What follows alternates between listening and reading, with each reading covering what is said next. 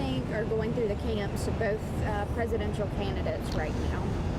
Well, part of the world that we live in is that a tragedy like this will immediately be discussed politically, and one prominent leader from the Democratic side has already said this is Donald Trump's fault. So we've already started that.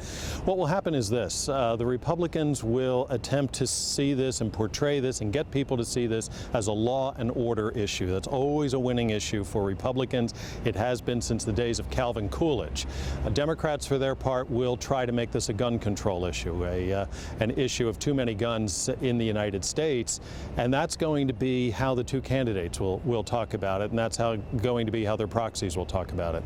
You know, I know so far the focus, especially as of late, has been on Hillary's emails, Trump's wall. Do you think that this is going to push that out of the forefront a little bit? Oh yes, I think it will. I think we'll now be talking about much more basic issues like law and order, like gun control or Second Amendment rights, if you prefer.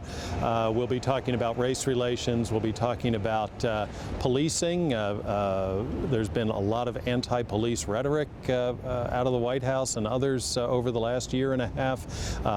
We'll see if they try to walk that back or scale that back, you know, exactly what they're going to do about that. And we'll hear a whole lot about whose lives matter and whose lives matter more.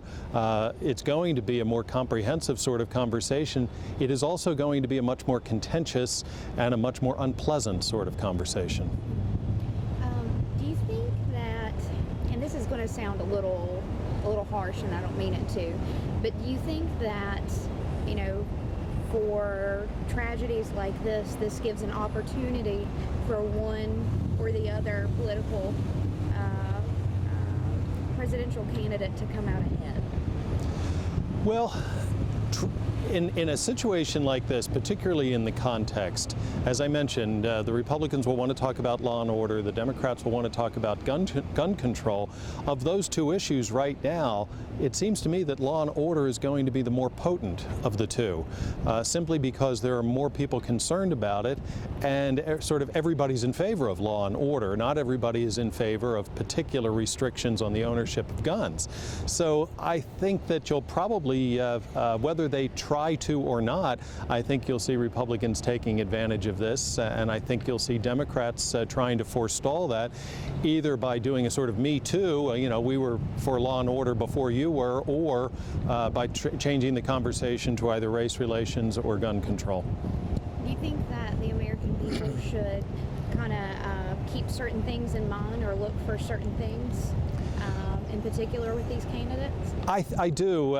You know, what I often tell my students and what I often tell people who ask me is that electoral campaigns, election campaigns, particularly for the presidency, need to be decided on the basis of issues, not on the basis of incidents. Incidents can highlight issues, but it's the issue itself, whether it's race relations or law and order or foreign policy or defense policy, whatever it happens to be. There's an old saying that tough cases make bad law. We could also say that big incidents, tragic incidents, make for bad politics. Do you think that this could affect vice presidential candidates? That's an interesting question. Certainly, I think it will affect the vice presidential thinking of both candidates, both presidential candidates, because they have to make that decision very soon. In both cases, they have to make that decision within the next 3 weeks. Trump will have to do it first because the Republican convention is coming up first. It makes it that much more likely that he'll pick someone who has a strong law and order background.